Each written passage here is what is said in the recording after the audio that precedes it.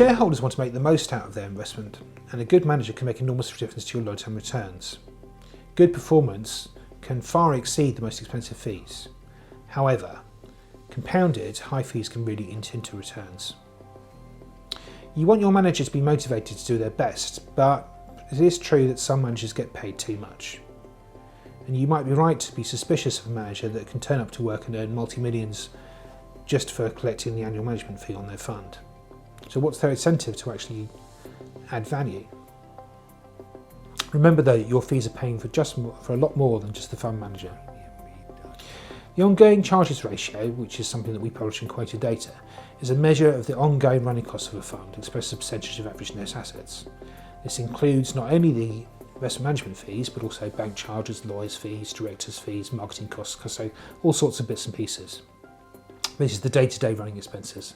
The simplest fee is a flat one, just a fixed amount of money for managing the fund. And there's quite a good argument that says that it doesn't take an awful lot more effort to manage a large fund than it does to manage a small one.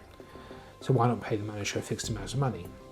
In practice though, only funds that tend to be self-managed, so that they don't actually have an external manager, tend to work this way. Most managers argue that by basing the fee on the net assets of the fund, they're incentivised to make it bigger by performing well, and are actually penalised, I suppose, for losing money. So in practice, most fees are charged a percentage of the size of the fund, but the size of the fund can be measured in different ways. So we think the best fees are based on the lower of the market capitalisation and the net assets. Most fees are based on net assets, but some fees are based on total assets or gross assets, which is net assets plus debt. This has the potential to be quite bad news for shareholders because it gives the manager an incentive to actually borrow more money, increasing the risk.